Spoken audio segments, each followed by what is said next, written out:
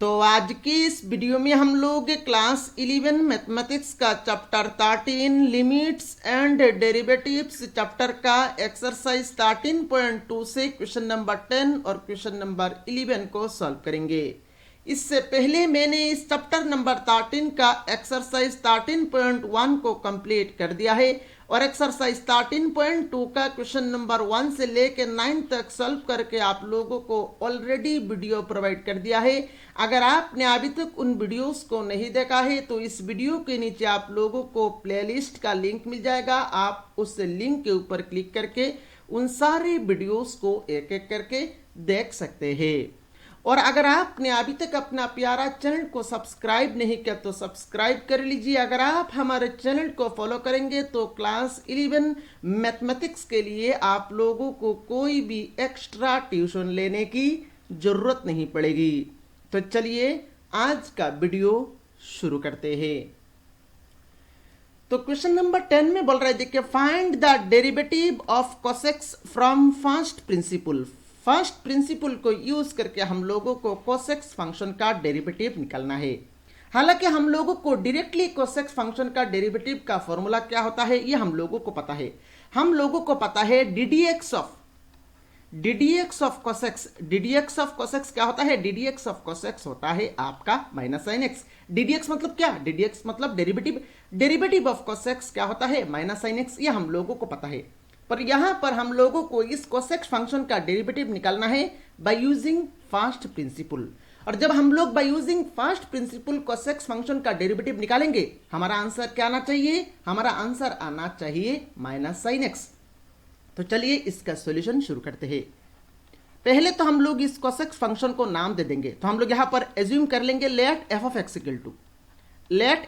Equal to cosec x. Therefore अभी यहां पर हम लोग फॉर्मूला को लिखेंगे। Therefore F dash X equal to formula क्या होता है? फॉर्मूला होता है आपका limit H tends to zero.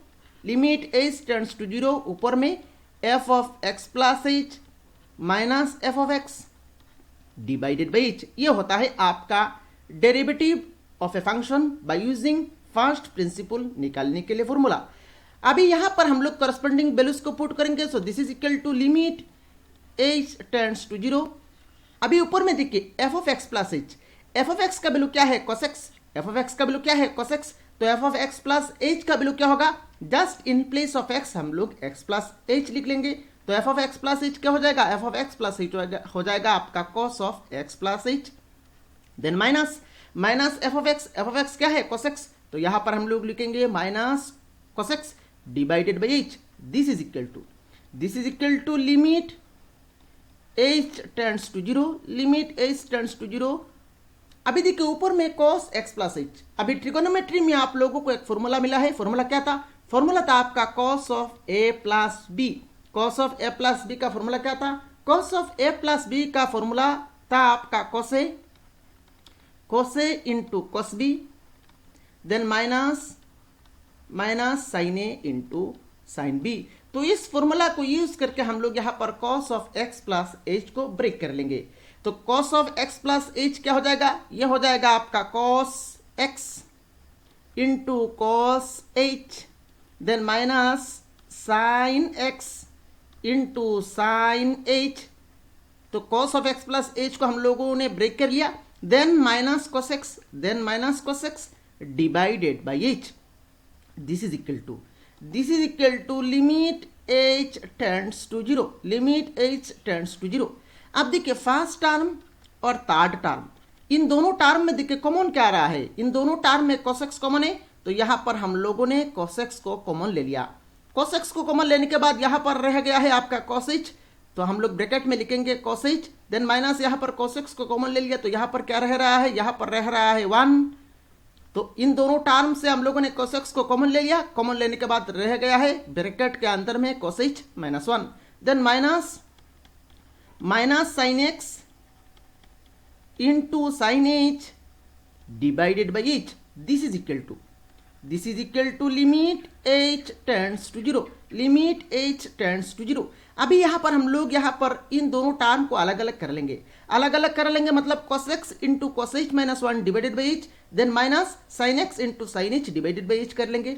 तो नेक्स्ट हम लोग लिखेंगे cos x into cos h minus 1, cos x into cos h minus 1 divided by h, then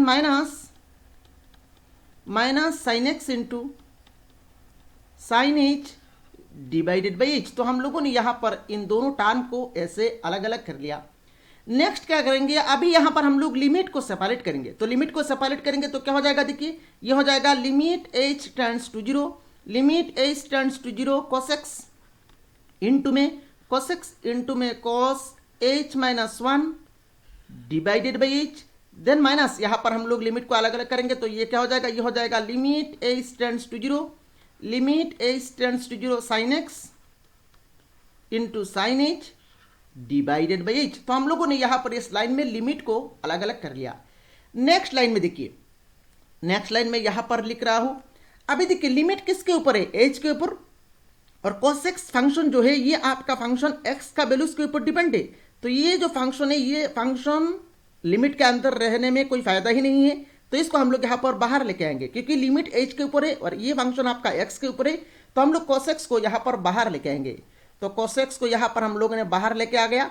अंदर में क्या रहेगा, अंदर में रहेगा आपका limit h tends to 0, limit h tends to 0 cos h minus 1 divided by h, then minus इस term में देखिए ये भी देखिए लिमिट किसके ऊपर है, h के ऊपर, sin x का वैल्यू किसके ऊपर डिपेंड करेगा, x के ऊपर।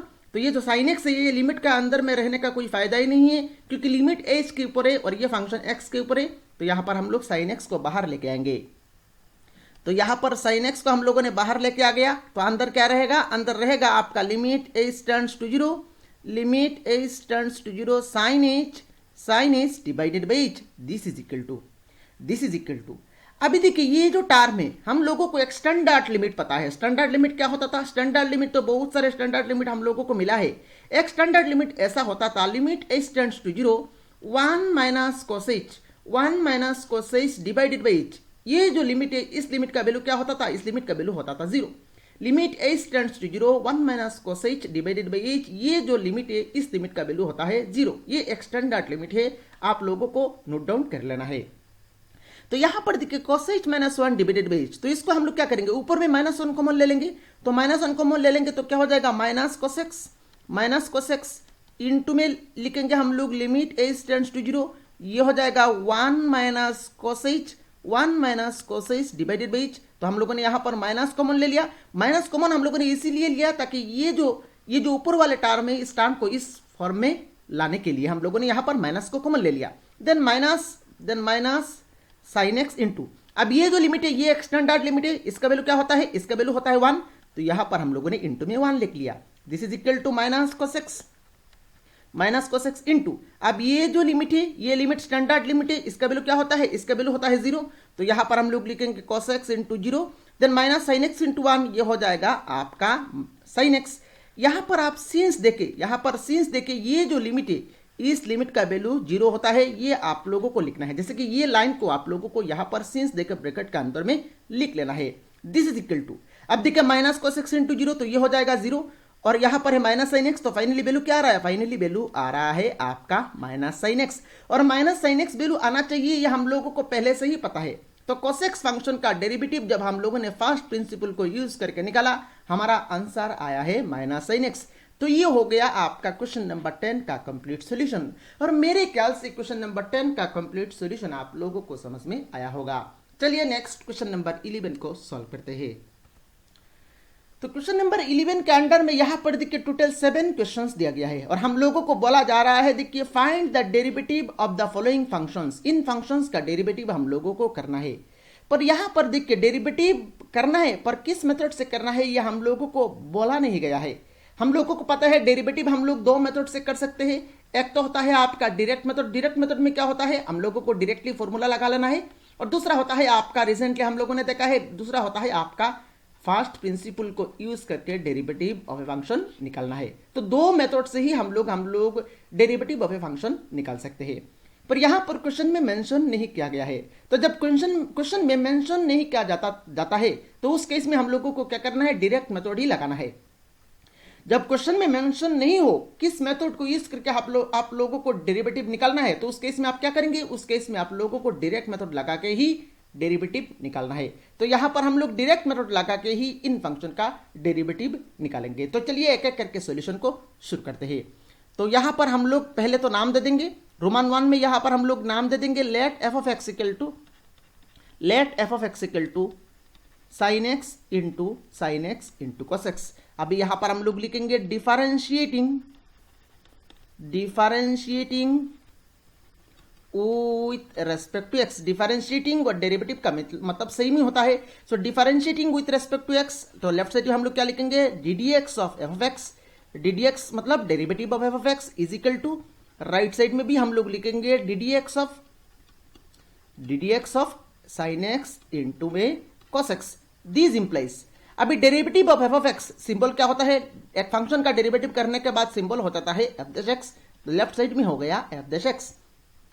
अब राइट साइड में देखिए साइन एक्स एक फंक्शन है और कॉस एक्स दूसरा फंक्शन है, तो derivative of product of two function यहां पर हो गया। तो प्रोडक्ट ऑफ टू फंक्शन का डेरिवेटिव कैसे निकालते हैं ये हम लोगों ने प्रॉपर्टी में समझा है। तो यहां पर हम लोग क्या लिखेंगे, हम लोग पहले तो साइन एक्स को रखेंगे और डेरिवेटिव करेंगे कॉस एक्स का। तो sine x into derivative of cos x, then plus cos x को रखेंगे, cos x into cos x को रखेंगे और डेरिवेटिव किसका करेंगे, डेरिवेटिव करेंगे साइन एक्स का। ये होता है आपका derivative of product of two function का डेरिवेटिव निकालने के लिए formula. This is equal to sine x into, अभी आप लोगों को फॉर्मूला पता होना चाहिए। डेरिवेटिव ऑफ कॉस एक्स क्या होता है, डेरिवेटिव ऑफ कॉस एक्स का फॉर्मूला होता है माइनस साइन एक्स। तो यहां पर हम लोगों ने माइनस साइन एक्स लिख लिया, then plus cos x into, यहां पर देखिए डेरिवेटिव ऑफ साइन एक्स क्या होता है, डेरिवेटिव ऑफ साइन एक्स होता है आपका cos x। आप लोगों ने अगर फॉर्मूला को अभी तक याद नहीं किया है तो फॉर्मूला को आप लोगों को यहां पर लिख लेना है। मैंने एक वीडियो में जितना भी फॉर्मूला है सारे फॉर्मूला को एक वीडियो में ही प्रोवाइड किया है, आप लोगों को उस वीडियो को देखना है और उस वीडियो को देख के आप लोगों को सारे फॉर्मूला को अपना कॉपी में नोट डाउन कर लेना है और इन फॉर्मूलाज को आप लोगों को याद करना है। अगर आप फॉर्मूला को याद नहीं रखेंगे तो यहां पर आप ऐसे डायरेक्ट मेथड को यूज करके आप डेरिवेटिव नहीं निकाल पाएंगे। और ये जो फॉर्मूला है ये फॉर्मूला आप लोगों को क्लास 12 में जाने के बाद फिर से मिलेगा। तो आप लोगों को ये अच्छा है आप लोग अगर फर्स्ट ईयर में ही इन फॉर्मूला को याद कर ले।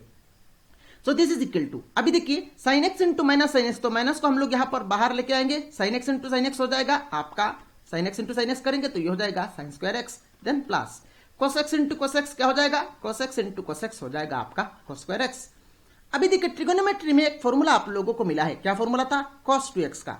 cos 2x का एक फॉर्मूला होता है आपका cos square x minus sign square x. तो देखिए यहां पर cos square x minus sign square x form में आया है, तो इसको हम लोग रिप्लेस करके क्या लिख सकते हैं, cos square x minus sign square x को रिप्लेस करके हम लोग लिख सकते हैं cos 2x।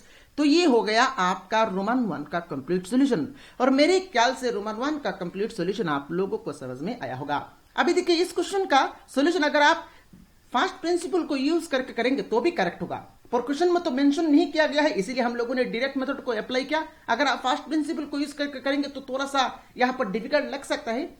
तो आप लोगों को अगर क्वेश्चन में मेंशन ना हो तो हमेशा यहां पर डायरेक्ट मेथड ही लगाना है। अगर क्वेश्चन में मेंशन ना हो तो आप लोगों को डायरेक्ट मेथड ही लगाना है। अगर क्वेश्चन में मेंशन हो तो जो मेथड मेंशन होगा उस मेथड से ही आपको करना है। तो यहां पर क्वेश्चन में मेंशन नहीं था इसलिए हम लोगों ने डायरेक्ट मेथड को यूज करके ही इस फंक्शन का डेरिवेटिव को निकाला। चलिए नेक्स्ट रोमन 2 को सॉल्व करते हैं। रोमन 2 में देखिए हम लोगों को दिया गया है sec x। तो पहले तो हम लोग क्या करेंगे, इस फंक्शन का नाम दे देंगे। तो यहां पर रोमन 2 का सॉल्यूशन में हम लोग यहां पर नाम दे देंगे। तो let f of x equal to sec x, differentiating with respect to x, ddx of f of x is equal to ddx of sec x। This implies ddx of f of x क्या हो जाएगा, ये हो जाएगा आपका f dash x। और right side में देखिए derivative of sec x, ddx मतलब derivative of sec x formula क्या होता है, डायरेक्टली आप लोगों को यहां पर फॉर्मूला पता है तो यहां पर आप डायरेक्टली पुट कर लेंगे। तो डायरेक्टली फॉर्मूला हम लोगों को पता है, डेरिवेटिव ऑफ sec x क्या होता है, डेरिवेटिव ऑफ sec x होता है आपका sec x into 10x। Derivative of sec x का फॉर्मूला होता है sec x इंटू 10x। तो ये हो गया आपका रोमन 2 का कंप्लीट सॉल्यूशन। चलिए नेक्स्ट रोमन 3 को सॉल्व करते हैं। रोमन 3 में हम लोगों को दिया गया है, देखिए 5 sec x plus 4 cos x। तो चलिए इस क्वेश्चन का सॉल्यूशन शुरू करते हैं। पहले तो यहां पर हम लोग नाम दे देंगे, तो यहां पर हम लोग f of x नाम दे देंगे। तो let f of x equal to 5 sec x plus 4 cos x। Let f of x equal to 5 sec x plus 4 cos x। So therefore differentiating with respect to x, ddx of f of x is equal to ddx of 5 sec x then plus 4 cos x, 5 sec x plus 4 cos x। This implies derivative of f of x हो जाएगा आपका f dash x is equal to, अभी यहां पर देखिए सम of two function है। Derivative of 5 sec x एक function है और 4 cos x दूसरा फंक्शन है, और यहां पर सम है। तो सम ऑफ टू फंक्शन जब हो हम लोग यहां पर डेरिवेटिव को डायरेक्टली सेपरेट कर सकते हैं। तो यहां पर हम लोग डेरिवेटिव को सेपरेट कर लेंगे, तो ये क्या हो जाएगा, ये हो जाएगा आपका ddx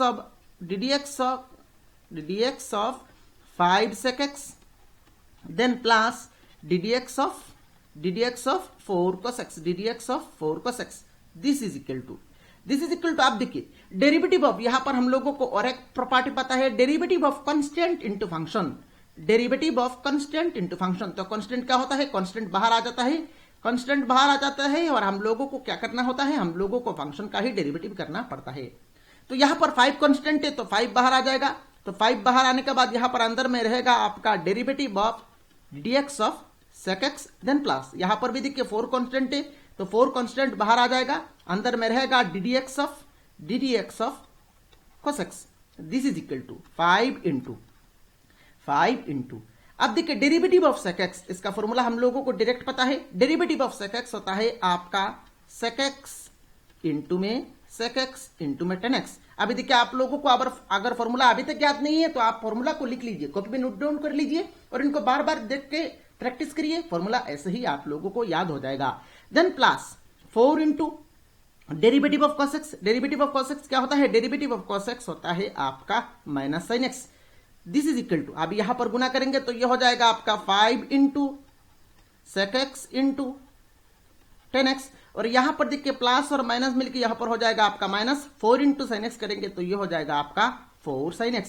तो ये हो गया आपका रोमन 3 का कंप्लीट सॉल्यूशन, और मेरे ख्याल से रोमन 3 का कंप्लीट सॉल्यूशन आप लोगों को समझ में आया होगा। चलिए नेक्स्ट रोमन 4 को सॉल्व करते हैं।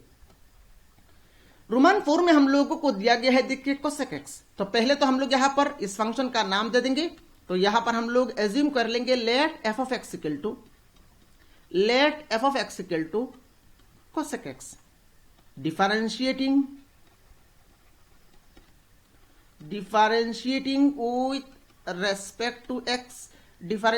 with respect to x। तो लेफ्ट साइड में हम लोग लगाएंगे ddx of f of x is equal to, right side में भी हम लोग लगाएंगे ddx of cosec x। This implies, so ddx of f of x हो जाएगा आपका f dash x is equal to, right side में देखिए derivative of cosec x, formula directly available है। Derivative of cosec x formula क्या होता है, derivative of cosec x होता है आपका minus cosec x into cot x, minus cosec x into cot x। तो ये हो गया आपका रोमन 4 का कंप्लीट सॉल्यूशन। चलिए नेक्स्ट रोमन 5 को सॉल्व करते हैं। रोमन 5 में हम लोगों को दिया गया है देखिए 3 cot x plus 5 cosec x। तो इस फंक्शन का डेरिवेटिव हम लोगों को निकालना है। तो पहले तो यहां पर हम लोग नाम दे देंगे। तो रोमन 5 का सॉल्यूशन का शुरू में ही यहां पर हम लोग नाम दे देंगे let f of x equal to 3 cot x plus 5 cosec x। therefore differentiating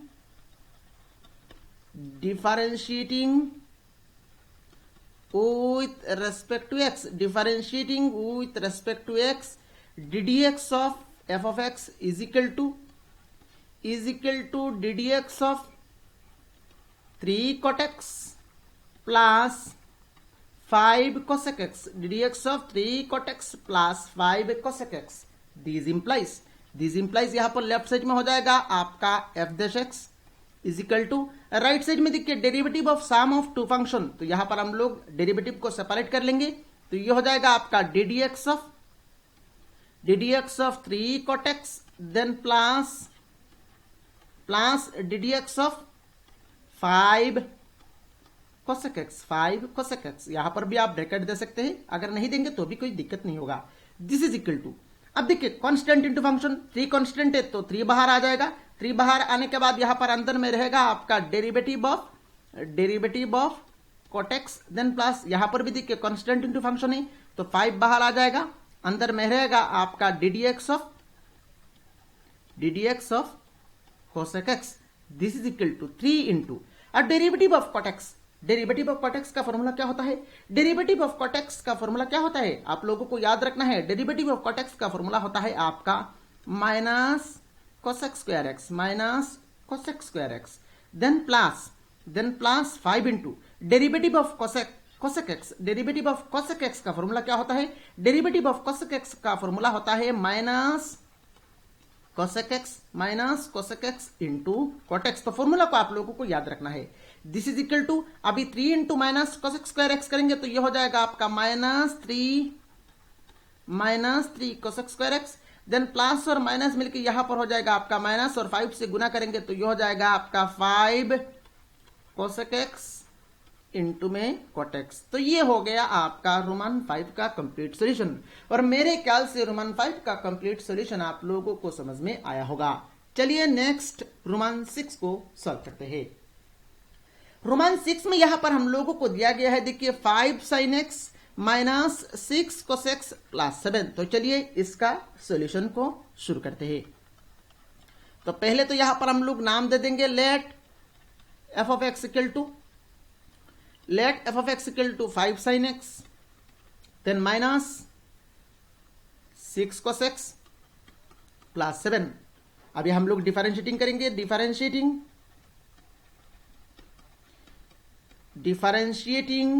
with respect to x, ddx of f of x is equal to ddx of 5 sin x then minus 6 cos x then plus 7।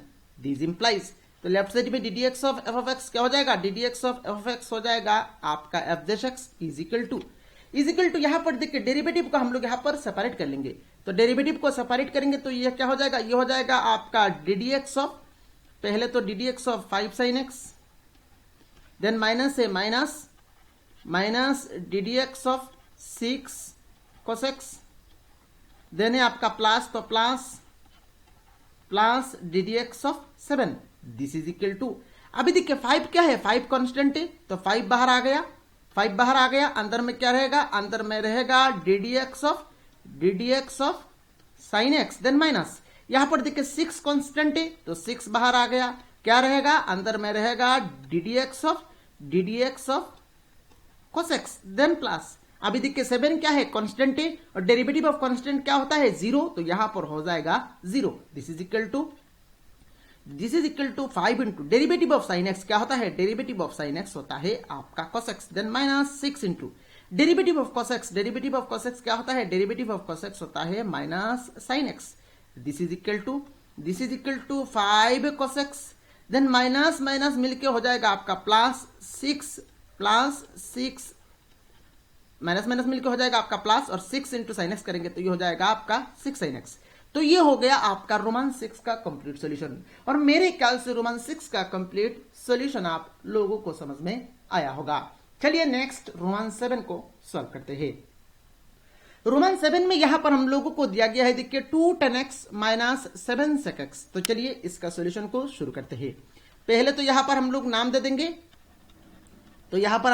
दे देंगे, let f of x equal to 2 tan x minus 7 sec x, 2 tan x minus 7 sec x।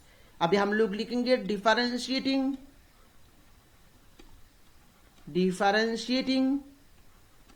with respect to x, ddx of f of x is equal to ddx of 2 tan x minus 7 sec x. These implies d D x of F of x हो जाएगा, d D x of F of x हो जाएगा f dash x is equal to. अब यहां पर देखिए difference of two function है, तो हम लोग यहां पर डेरिवेटिव को सेपरेट कर सकते हैं, तो हम लोग डेरिवेटिव को सेपरेट करेंगे तो ये हो जाएगा आपका D D x of 2 10 x then minus D D x of 7 minus D D x of 7 sec x। This is equal to, अब derivative of constant into function, तो कांस्टेंट मतलब 2 कांस्टेंट है, कांस्टेंट बाहर आ जाएगा, अंदर में रहेगा d D x of 10x, d D x of 10x then minus, यहां पर देखिए 7 कांस्टेंट है तो 7 बाहर आ जाएगा, अंदर में क्या रहेगा, अंदर में रहेगा derivative of sec x। This is equal to 2 into derivative of 10x क्या होता है, डेरिवेटिव ऑफ 10x होता है आपका sec square x then minus 7 into derivative of sec x होता है आपका sec x इंटू में 10x। तो फाइनली यहां पर हम लोग गुना कर देंगे तो 2 sec square x, 2 into sec square x हो जाएगा आपका 2 sec स्क्वायर x, और यहां पर गुना करेंगे तो ये हो जाएगा आपका 7 into sec x into 10x। तो ये हो गया आपका रोमान 7 का कंप्लीट सॉल्यूशन, और मेरे ख्याल से रोमान 7 का कंप्लीट सॉल्यूशन आप लोगों को समझ में आया होगा। इसी के साथ ही हम लोगों ने इस एक्सरसाइज को पूरा कंप्लीटली सॉल्व कर लिया। अगर आपने अभी तक इस चैनल को सब्सक्राइब नहीं किया तो जल्द से जल्द सब्सक्राइब कर लीजिए, वीडियो को लाइक करें, अपने सारे फ्रेंड्स के साथ शेयर करें। Thank you for watching this video.